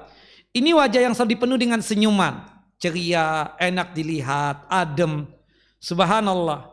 Kita ini kan bapak-bapak kebetulan ya kulit kita enggak kayak bule ya, putih bersih apa semua gitu ya. Ya ada sedikit hitam-hitamnya kan seperti itu. Tapi subhanallah kalau orang senyum, subhanallah manis saja di wajahnya itu. Enak saja dilihat. Subhanallah, sudah muka pas-pasan, hitam kebiru-biruan, kemudian ketika ketemu orang dengan muka seram lagi, ya jelas lagi lah orang seperti itu. Makanya ketika kita emosi tersebut, apa? Senyum aja deh. Ketika ditanya, Ustaz, gimana Ustaz? Udah deh Kak, nggak apa-apa Kak, insya Allah khair, baik aja. Ustaz senyum aja, habis mau ngomong apa Kak? Aku emosi marah juga nggak mendapatkan hasil juga. Senyum aja sudah kan seperti itu. Wajah selalu apa? Dipenuhi dengan senyuman. Nah, latihlah diri kita agar mudah tersenyum, terutama kepada siapa? Orang-orang dekat kita. Istri, suami, anak-anak kita, orang tua, mertua, besti-besti kita, ya, teman-teman dekat kita. Dampak senyum terhadap kebaikan hati sangat luar biasa signifikannya. Ya, subhanallah. Antum nih kalau kita datang selaman, senyum ya kan, antum pasti bilang, Ustadz ini baik banget nih Masya Allah. Padahal ilmunya biasa aja. Itu yang membuat antum apa? Terpicut dengan Ustadz itu. Terpicut dalam artian positif ya, hadir selalu di kajian. Tapi kalau Ustadznya sudah muka sangar, seram. Waalaikumsalam. Nah ya ada apa? Harap. Assalamualaikum warahmatullahi wabarakatuh. Ya Allah si Ustadz susah banget ya kita senyum kayak kita minta fulus aja. Subhanallah. Kan ada yang begitu merasa Pak ya. Apalagi Allahu Akbar. Saya termasuk orang yang suka mengkritik itu. Sikap-sikap Ustadz yang model begitu itu. Jaim-jaim tapi bukan pada tempatnya. Jaga image tapi bukan pada tempatnya. Ini orang tua dilewati gak pakai selaman, gak pakai senyum wala salam. Na'udzubillah min zalik. Antum jangan ambil ilmu dari dia seperti itu. Akhlak nggak punya. Nah, sikap yang baik. Ini orang apalagi subhanallah, orang itu datang betul-betul menghargai kita. Artinya apa? Kita ketika berjumpa dengan dia, selaman, senyum, subhanallah bahkan menanyakan kabar, subhanallah. Kita dengan sikap begitu aja Masya Allah banget sudah penilaian orang. Masya Allah tuh Ustadz ya Allah kita dia kan nggak kenal kita. Kita kan ya Allah bukan di atas gedung nih, kita kan di gubuk tinggalnya. Tapi tuh Ustadz Masya Allah banget. nanyain kabar. Malah subhanallah ngasih amplop lagi tuh Ustadz. Ya Allah tuh baik banget tuh Ustadz. Setiap kali ketemu senyum aja dia. Allahu Akbar. Kita pingin begitu itu. Subhanallah ya kan. Artinya ini kebaikan yang luar biasa. Nah, tapi kalau misalnya kondisinya itu emosi, marah dan luar biasa. Orang juga aduh nih orang pasti marah nih sebentar lagi nih. 10 menit, 15 menit. Itu dihitungin tuh. Allahu Akbar. Maka sebab itu apa? Kita hiasi wajah kita ini dengan apa? Senyuman. Seperti itu. Apalagi dengan istri Pak. Subhanallah. Jadi saya punya teman. Waktu zaman SD nih. Kebetulan uminya dia itu berteman dengan umi saya. Ibunya dia berteman dengan ibu saya dekat banget. Subhanallah. Umi saya nyuruh saya untuk ngantarkan ya kue lah. Subhanallah. Wadai kue ya. Ke teman beliau tersebut yang kebetulan umi teman saya itu. Umi teman saya nggak ada di rumah, yang ada suaminya, yang saya panggil Om. Subhanallah, Assalamualaikum. Nggak juga dibuka. Saya tahu ada orang, Assalamualaikum. Subhanallah. Assalamualaikum ketiga kali keluar dengan marah-marah tuh suaminya. Ya, cari siapa? Cari Umi ini, nggak ada. Ada titipan nih dari Umi. Tahu sana aja. Lah Allah ini orang. Subhanallah, kita bilang sama Umi, jangan suruh lagi ke sana deh. Kenapa? Enggak deh. Suaminya ngomel-ngomel, marah-marah terus si Om itu. Kita ketemu. Subhanallah, ketika di kelas, Abah inti kok begitu banget ya? Jangankan sama inti. Abah sama Ana aja begitu kata dia. Enggak senyum, enggak apa. Subhanallah. Senyum Abah Ana buat Umi Ana aja. Buat anak-anaknya aja nggak dikasih, apalagi buat ente kata dia. Oh begitu, la haula wala. Ada laki-laki yang model begitu Pak, senyumannya buat istrinya doang. Salah juga Pak, kita baik-baik datang ke rumah dia, bukannya diterima secara baik, bawa kue nih Pak, bawa hadiah.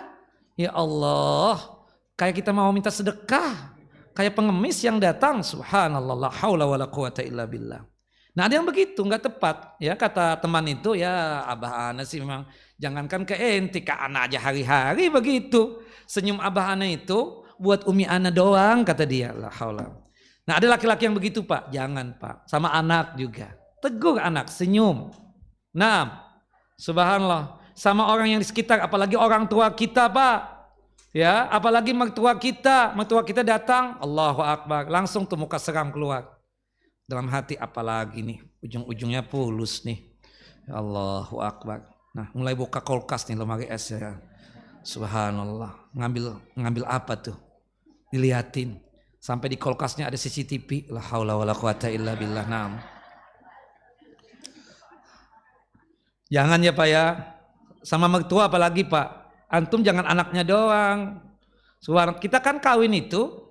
Subhanallah artinya seluruh keluarganya kita baikin. Kita bersikap baik kan. Bukan sama anak perempuannya doang yang sekarang jadi istri kita. Semuanya kita baikin seperti itu. Wallahu a'lam bishawab. Nah kemudian ya ini untuk supaya menghiasi diri nih. Supaya jangan sampai emosi marah selain dengan senyuman. Karena dampak senyum itu terhadap kebaikan hati ya. Sangat signifikan senyum itu terhadap kebaikan kolbu dan hati kita itu sangat luar biasa signifikannya dan juga usahakan bersikap ramah ketika bertemu dengan orang lain. Subhanallah meskipun kondisi dan keadaannya di bawah kita. Saya ustadz, Bapak murid kan, tapi bagaimanapun Bapak lebih tua daripada saya. Saya yang tegur duluan. Assalamualaikum Pak. Waalaikumsalam Ustadz. Ya Allah Ustadz pagi banget datang. Iya, nggak apa-apa. Salah jadwal Pak. Ya, wallahu alam. Bapak, naam. Saya ke masjid dulu Pak ya. Bapak sehat Pak? Baik, alhamdulillah. Bapak tinggal di mana? Kan dengan penuh ramah pertanyaan seperti itu kan. Padahal kita juga nggak pingin ke rumahnya. Cuma kan kita nanya, tinggal di mana Pak? Tinggal di sini. Oh masya Allah. Alhamdulillah. Anak berapa Pak? Anak 11 Ustaz. Oh masya Allah. Sudah pada menikah? 7 udah Ustaz. Ya, 4 belum. Oh alhamdulillah. Pak aku izin dulu ya masuk ke masjid mau salat duha sambil nunggu ibu-ibu yang datang ya insyaallah. Nah, seperti itu nah. Ya kan? Senyuman. Ya Allah, ramah itu kan enak ya. Itu Wallahu Akbar, dampaknya dari senyum, dari sikap ramah tadi itu ya. Itu ya berpengaruh sangat luar biasa di hati kita ini. Ya, itu menjadikan hati ini pun dengan kebaikan-kebaikan. Sehingga apa? Redamlah yang namanya apa? Emosi dan marah tadi itu. Jelas ya? Nah, kemudian kalau kita ya, kita kan laki-laki sama-sama laki-laki ya, ketemu. Selain ya senyum, ramah, kemudian berjabat tangan kan, seperti itu. Nah, jangan berjabat tangan seperti orang yang jijik banget gitu loh. Aduh, jangan lihat wajahnya dan pegang erat tangannya kan, seperti itu. Karena ada orang yang kadang, sebagian orang ya merasa apa gitu loh tangannya itu. Karena tangannya itu sering ya apa kita katakan sering perawatan ya, kan jadi lembut kayak kapas ya seperti itu. Ketika bersalaman dengan yang tangan kasar-kasar itu jadi nggak enak gitu loh. Jadi aduh merasa geli lah, haram yang demikian.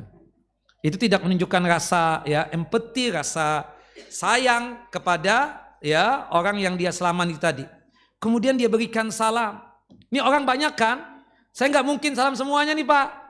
Paling tidak saya, Assalamualaikum warahmatullahi wabarakatuh. Waalaikumsalam. Apa kabar Bapak? Sehat semua ya? Alhamdulillah, Masya Allah. Nah, itu kan sikap seperti itu, ya itu sangat berpengaruh dengan kebaikan kolbu dan hati kita. Dan itu bisa apa? Meredam amarah dan emosi kita. Seperti itu. Nah, kemudian selanjutnya yang ketiga ya. Kalau kita ingin menghiasi diri dengan akhlak yang terpuji dan mulia, yang pertama tadi apa? Mudah memaafkan dan melupakan kesalahan orang lain. Yang kedua, wajah selalu dipenuhi senyuman. Kemudian koma ya, ramah tamah, bersikap ramah ketika bertemu dengan orang lain, memberikan salam, berjabat tangan, ya dengan ya maksudnya yang sejenis dengan kita, laki-laki dengan laki-laki, perempuan dengan perempuan. Berselaman dengan menjabat tangannya mempunyai pengaruh seakan-akan timbul perasaan sayang kepada dia, berbaik sangka kepada dia dan seterusnya. Nah, kalau antum emosi dan marah kepada seseorang, antum selaman dengan dia dan memberikan senyumannya antum kepada dia, hilang tuh emosi dan marah tadi itu. Allahu a'lam. Kemudian yang ketiga, menghiasi diri ya, ini masih yang pertama ya, Bapak Ibu, jelas? Ya, menghiasi diri kita dengan akhlak yang mulia itu kan ya ada 3 ya, sudah 2 yang kita bahas. Yang ketiganya apa? Menjauhi sifat pelit dan bakhil. Jauhkan diri kita dari rasa pelit dan bakhil. Latihlah diri kita untuk selalu apa? Dermawan. Karena orang yang pelit alias bakhil biasanya apa? Suka marah-marah biasanya. Tapi Sat, aku bakhil Sat, nggak pernah sifat marah. Oh itu lain, pengecualian. Itu tersendiri Bu, itu khusus ibu aja kali. Tapi kalau kita penelitian nih, orang yang bakhil itu mudah apa? Mudah emosi. Coba antum perhatikan deh. Suami yang bakhil, apalagi istrinya itu jor-joran, subhanallah, beli makanan setiap hari misalnya, kena sifat bakhilnya, marah nggak sama istrinya? Marah. Tapi kalau misalnya dia maaf ya, yang baik sama istrinya, biasa aja. Gak apa-apa ya kita hari ini beli makanan di luar aja ya, aku gak masak. Gak apa-apa, gak ada masalah my sweetheart. Udah beli yang enak sekalian. Iya kan seperti itu. Tapi kalau yang bakhil, aduh ya tugas kamu kan masak. Sudah dibelikan nih ya kompor gas yang paling bagus. Sudah ini semua minyak apa nih apa? Fungsi untuk masak. Kena bakhil tadi, emosi kan? Seperti itu. Nah biasanya orang kalau bakhil, kikir, itu mudah marah.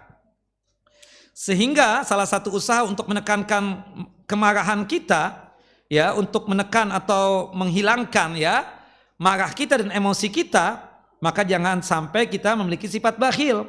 Kita berusaha memiliki sifat apa? Suka memberi atau dermawan. Wallahu alam bissawab. Jelas ibu-ibu? Tolong ulangi bagaimana cara menghiasi diri dengan akhlak yang mulia yang bisa menjauhkan kita dari sifat marah. Yang pertama apa Bu?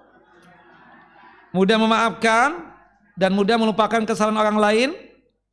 Jelas ibu? Maafkan suami ibu Bu ya yang khilaf dan salah. lupakan segala khilaf dan kesalahannya. Yang kedua, menghiasi diri dengan senyuman, bersikap ramah kepada orang lain.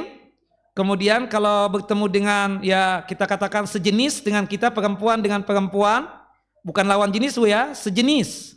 Perempuan dengan perempuan, selaman, kalau perlu cepika-cepiki ya, seperti itu. Jangan selamannya itu sama bestinya doang, sama orang yang dia, maaf ya, yang dia tidak kenal-kenal banget, tidak mau selaman. Ini salah juga Bu ya. Artinya, dan ramah sama orang lain itu bersikap ramah ya, seperti itu. Dan itu bisa apa? Meredam emosi dan marah kita. Yang ketiga apa? Menjauhi sifat bakhil dan kikir. Ya, artinya dengan sifat kita dermawan, suka membantu orang lain, terutama kepada istri dan anak-anak kita, itu apa? Menghilangkan sifat marah dan emosi kita. Wallahu a'lam bissawab. Jelas ya? Nah, kemudian kan maksud dari hadis tadi yang kedua kata Al-Hafidz Ibnu Rajab. Yang pertama tadi, saya ulangi Bapak-bapak masih ingat? Kata Al-Hafidz Ibnu Rajab, maksud daripada hadis tadi, janganlah Anda marah, itu memiliki dua penafsiran. Yang pertama kan tadi menghiasi diri kita dengan akhlak-akhlak yang mulia yang bisa menjauhkan kita dari sifat marah. Ya. Sedangkan yang kedua, tafsirannya apa? Jika sekiranya sifat marah itu timbul pada diri kita, maka lakukanlah sebab-sebab yang bisa memadamkan kemarahan kita. Nah, ini kita sudah bahas ya. Sebab-sebab yang bisa memadamkan kemarahan kita. Masih ingat enggak ibu-ibu? Apa yang pertama? Berta'awud. Mengucapkan a'udzubillahi minasyaitonirrajim. Ya. Ketika Rasulullah melihat seseorang yang sedang marah sampai urat lehernya mengembang karena saking marahnya, Nabi mengatakan, "Inni la'alamu kalimatan law qalaha la dhahaba anhu ma yajidu." Sesungguhnya aku mengetahui satu kalimat, jika orang itu mengucapkannya, orang yang marah tadi mengucapkannya, maka akan hilang kemarahannya. Apa itu? Lau qala a'udzu billahi minasyaitonir rajim. Dia berta'awud kepada Allah dengan mengucapkan, aku berlindung kepada Allah dari godaan syaitan yang terkutuk. Maka apa? Zahaba anhu ma yajidu. Maka akan hilang apa yang dia rasakan dari emosi dan marah tadi. Nah, itu sebab yang pertama ya. Jadi jika sekiranya timbul rasa marah dan emosi pada diri kita, maka yang kita lakukan pertama apa ibu-ibu? Berta'awud. Yang kedua, kalau masih marah juga, berwudu. Berwudu. Sebagaimana yang disabdakan oleh Nabi kita Muhammad SAW di dalam hadis yang sahih, Innal ghadaba minasyaitani. Sesungguhnya rasa marah atau kemarahan itu datangnya dari syaitan. Wa inna syaitana khaliqa minan nar. Dan sesungguhnya syaitan itu diciptakan dari api. Wa innama tudfa'u an-naru bil ma. Dan sesungguhnya api itu bisa dipadamkan dengan air. Fa idza ghadiba ahadukum falyatawadda. Apabila salah seorang dari kalian marah, emosi, maka berwudulah. Maka berwudulah. Nah, ini sebab yang kedua atau kiat yang kedua untuk apa? Meredam emosi kita dan marah kita. Jika sekiranya mulai timbul emosi dan marah kita, membaca ta'awud masih sepertinya ya membekas marah kita tersebut, belum hilang juga, berwudu yang kedua. Yang ketiga, duduk. Berdasarkan hadis dari Sahal bin Sa'ad, kalau kondisi bapak dan ibu ketika marah itu misalnya berdiri, maka hendaknya apa? Dia duduk. Orang yang marah dalam keadaan berdiri akan mudah melampiaskan kemarahannya. Bukan begitu? Tangannya mudah bergerak, bisa jadi memukul. Ketika berdiri itu, Pak, duduk Pak. Jangan pegangin. Nah, berarti kan tangannya mau apa? Mau memukul. Seperti itu. Jangan pegangin. Ya, kakinya mau nendang seperti itu. Makanya disuruh oleh Nabi apa? Duduk. Duduk, subhanallah. 6. Apabila dia duduk, maka itu akan membuat dia lebih tentram. Ya, jika belum juga hilang, hendaknya apa? Dia berbaring. Sebagaimana yang disebutkan di dalam hadis sahabat yang mulia Sahal bin Sa'ad radhiyallahu an. 6. Jelas Bapak Ibu?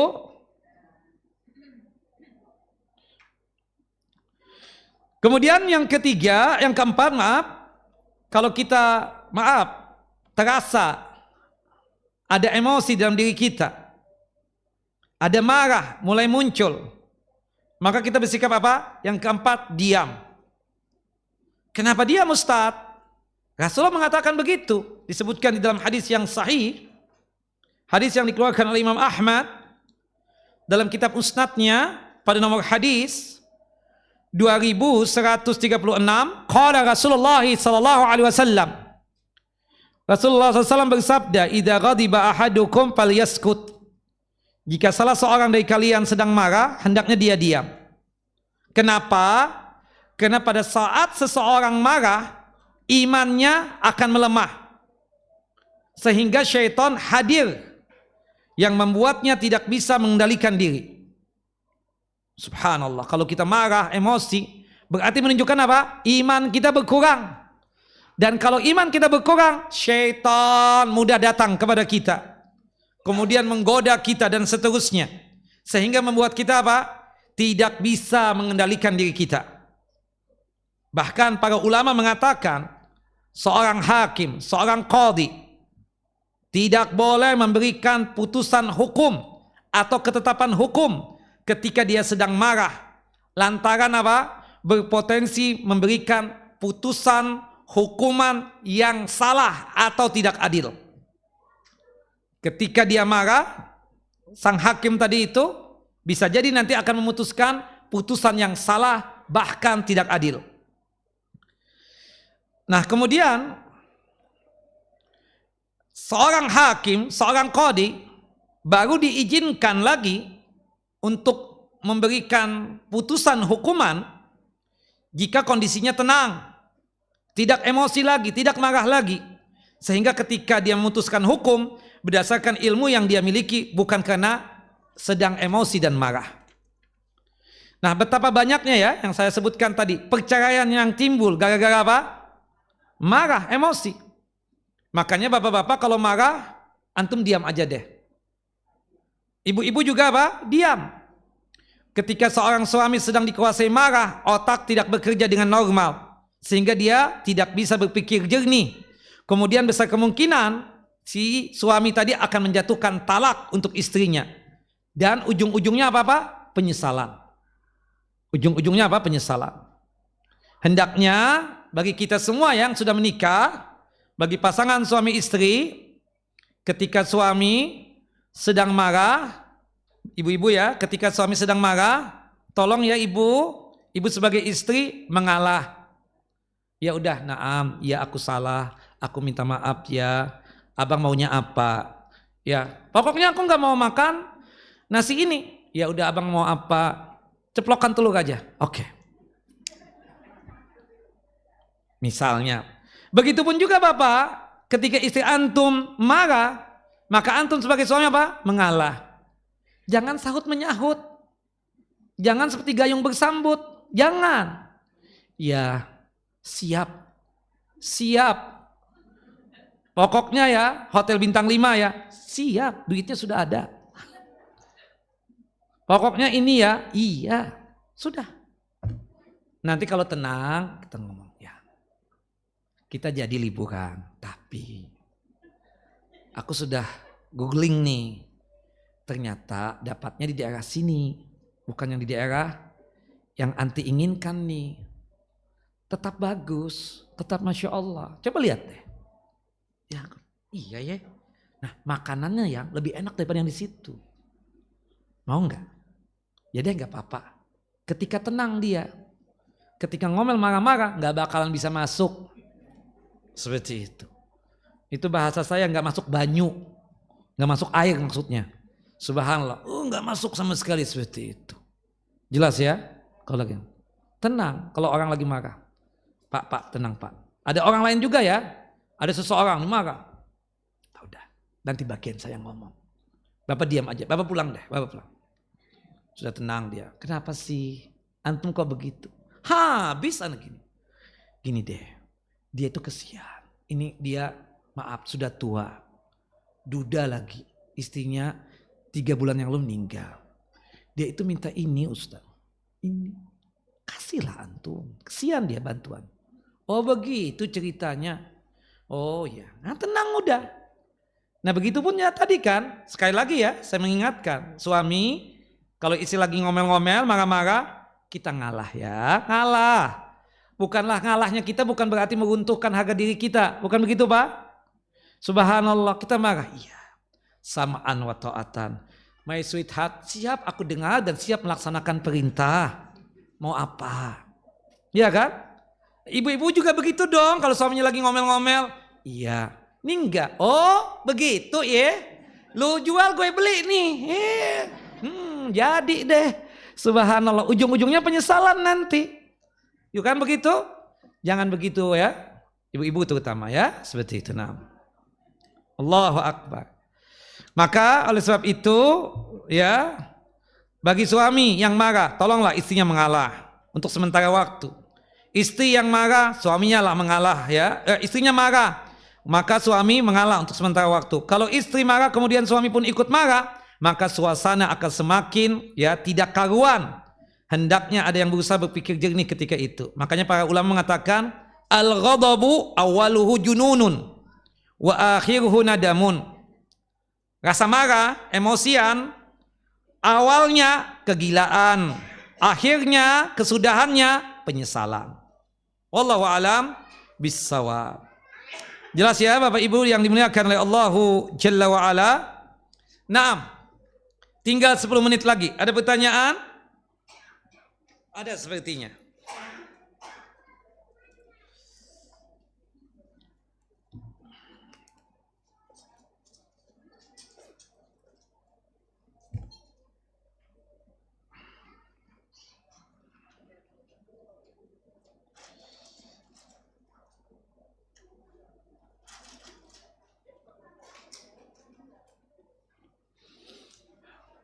Assalamualaikum warahmatullahi wabarakatuh. Waalaikumsalam warahmatullahi wabarakatuh. Ustadz Afwan, Islam menganjurkan untuk ya marah ketika seseorang atau sekelompok orang melanggar perintah Allah Jalla wa Ala, dan termasuk juga melanggarnya itu berkaitan dengan dosa syirik. Apakah selain hal tersebut juga tidak boleh karena marah juga fitrahnya manusia? Kita katakan marah yang sifatnya positif tadi dibolehkan, tapi tetap terjaga lisan kita, tetap anggota badan kita juga apa? Terjaga. Rasulullah pernah marah, kita katakan, ya tapi marahnya memang di atas kebenaran. Ketika misalnya orang ya melanggar hak-haknya Allah, ya wajarlah kita marah seperti itu. Bukan berarti tidak boleh. Semua kita ini ya sudah ditancapkan sebagai watak kita ya, ada sifat marah. Semua kita ini, baik saya, bapak, ibu dan semuanya, fulan, fulana, itu punya potensi marah. Nah, ketika berkaitan dengan yang hak ya, kebenaran, sesuatu yang terpuji ya, maka boleh kita marah. Tapi marahnya pun juga tetap terjaga dengan lisan ketika menegur seorang teman yang salah, kena maksiat. Ya akhi, maaf banget nih, yang antum lakukan ini kesalahan. Kenapa antum sampai zalim kepada istri antum? Maaf ya ukhti, kok ukhti nggak hormat banget sama suami seperti itu? Ya, emosinya itu kita katakan tetap terkendali, lisannya tetap terjaga. Dia kesel, dia marah, tapi marah dalam kondisi tetap dihiasi dengan sifat-sifat yang baik tadi itu. Jelas ya? Tidak mungkin lah, tidak ada manusia yang tidak pernah marah. Ada, punya potensi banget. Cuma kita menghindari sesuatu yang buruk ya. Termasuk misalnya ya marah selain sesuatu misalnya maaf. Ya kita kadang ada rasa kesalnya ya ibu-ibu dengan suami yang terlambat datang misalnya. Kemudian juga suami juga kadang kesel banget. Yang dimana menunggu lama di mobil karena istrinya itu lama banget berdandannya misalnya. Ada sifat-sifat seperti itu. Tapi kekesalan yang seperti itu kan mudah untuk dihilangkan, ya.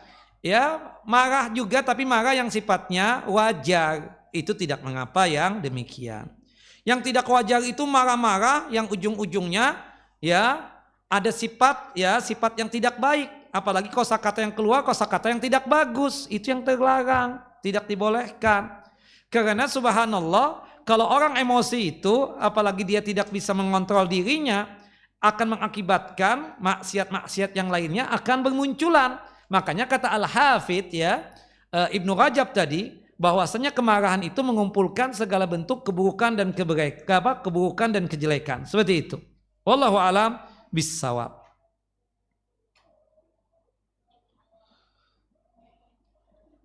Izin bertanya Ustadz, saya seorang wanita single, belum pernah umroh haji. Apakah boleh pergi sendirian tanpa mahram?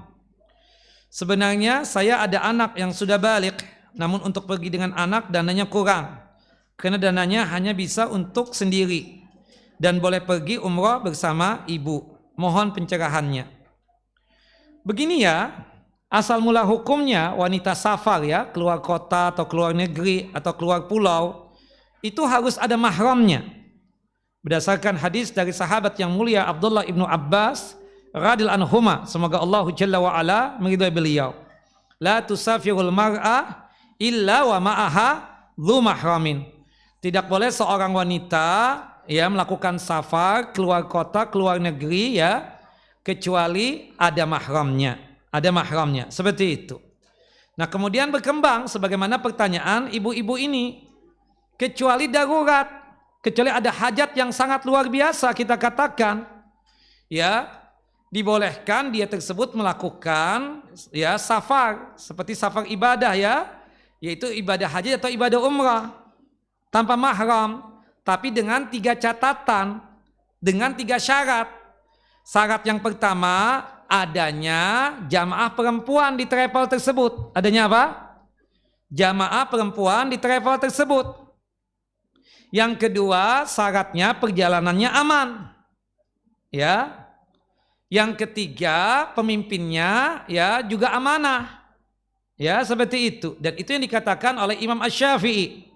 Dan dikuatkan perkataan ini oleh Syekh Islam Ibnu Taimiyah Jadi bukan perkataan saya, tapi ibu-ibu catatan utamanya harus ada apa? Mahram. Kecuali ada sesuatu hajat, keinginan yang membuat dia tidak bisa untuk berangkat ke tanah suci tadi itu, seperti itu. Dananya cuma cukup 1 Ustaz. Dananya ini dan seterusnya. Atau misalnya dia mu'allaf, baru masuk Islam, tapi pingin haji, pingin umrah, bagaimana?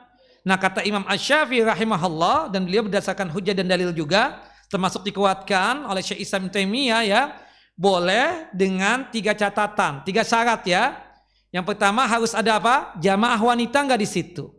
Dan Bapak dan Ibu perhatian coba perhatikan, travel itu jamaahnya paling banyak laki-laki apa perempuan? Perempuan paling banyak, kan? Berarti poin pertama sudah kita dapatkan. Yang kedua adalah apa? Kita katakan syaratnya itu adalah perjalanannya aman. Perjalanannya apa? Aman. Nah, kemudian yang ketiga pemimpinnya amanah pemimpinnya apa? Amanah. Seperti itu.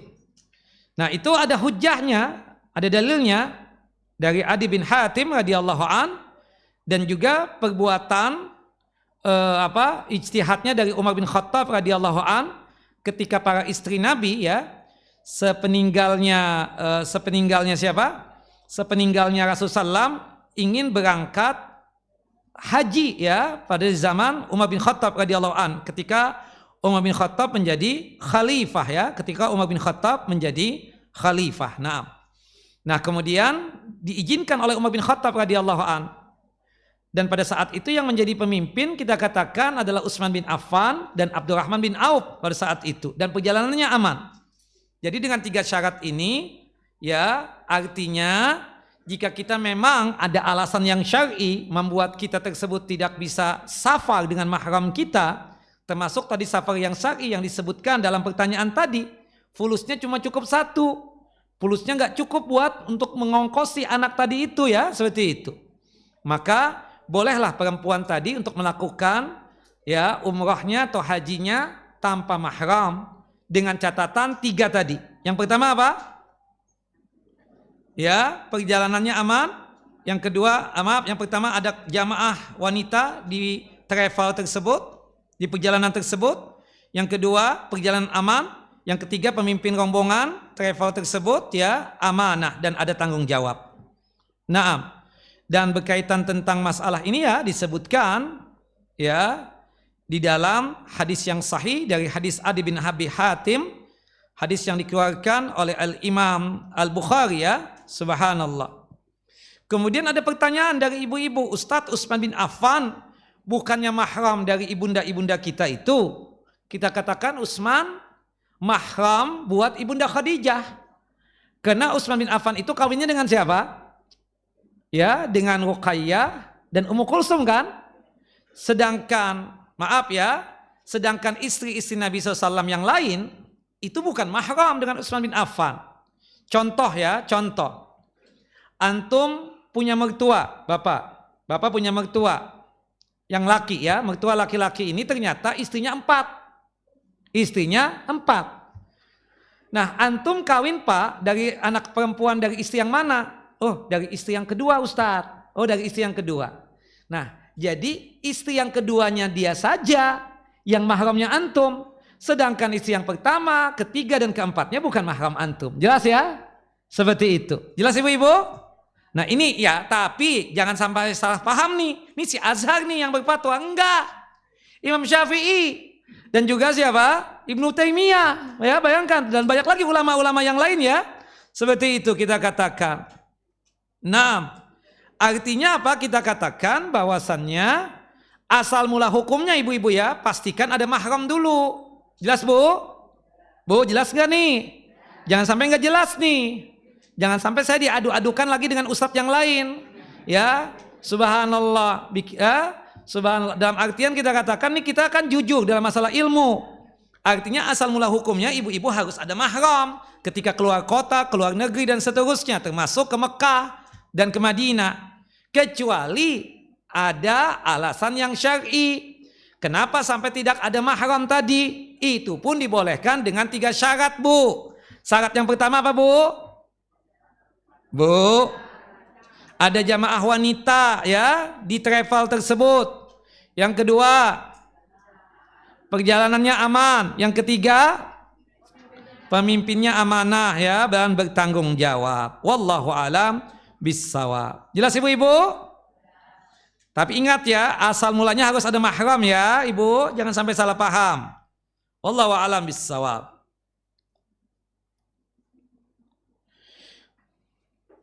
Ustadz, apabila kita diuji sakit, apakah boleh setiap sujud dalam salat membaca doa minta kesembuhan dengan bahasa kita, bahasa Indonesia? Boleh. Ya. Bolehkah membaca doa selain bahasa Arab ketika sujud? Karena sujud itu kan doa mustajab, termasuk sebelum salam. Sepakat ulama, jika kita membahasakannya itu dalam hati kita, itu boleh. Kita membahasakannya di dalam apa? Di dalam hati kita. Ya Allah sembuhkan aku ya Allah, angkat penyakitku ya Allah, sehatkan aku kembali ya Allah. Dalam hati kita boleh. Jelas ya? Nah, adapun dengan lisan kita, artinya kita suarakan, ada 2 pendapat. Pendapat yang pertama mengatakan boleh, tapi mayoritas ulama tidak membolehkan. Nah, untuk keluar dari khilafnya ulama, alangkah baiknya Bapak dan Ibu jika sekiranya ketika berdoa waktu sujud dengan bahasa kita, bahasa Indonesia ya, alangkah baiknya dalam hati saja, ya. Baik itu ketika berdoa waktu sujud ataupun sebelum salam. Wallahu alam bissawab. Semoga Bapak dan Ibu selalu dalam lindungan Allah Jalla wa Ala, sehat walafiat, dimudahkan dalam masalah rezeki dan nikmat, dipanjangkan umur di dalam ketaatan kepada Allah Jalla wa Ala, terhindar dari musibah dan malapetaka, dan dijauhkan dari kesusahan dan kesulitan. Dan siapapun di antara kita yang sekarang ini sedang sakit, ya Allah kami memohon kepada Engkau ya Allah, agar saudara kami yang sedang sakit tersebut diangkat penyakitnya, disembuhkan dia ya Allah, sembuhkan dia ya Allah, dan sehat walafiatkan dia kembali ya Allah, dan kumpulkan lagi bersama kami ya Allah, bisa ikut kajian di Babur Rahmah ini lagi ya Allah. Amin ya rabbal alamin. Wal afu minkum, maaf lahir batin. Wa sallallahu nabiyina Muhammad wa ala ali Muhammad kama sallaita ala Ibrahim wa ala ali Ibrahim innaka Hamidun Majid. Allahumma barik ala Muhammad wa ala ali Muhammad kama barakta ala Ibrahim wa ala ali Ibrahim innaka Hamidun Majid. Kita tutup kajian kita dengan masing-masing kita membaca doa kafaratul majlis. Subhanakallahumma wa bihamdika asyhadu an la ilaha illa anta astaghfiruka wa atubu ilaik. Assalamualaikum warahmatullahi wabarakatuh.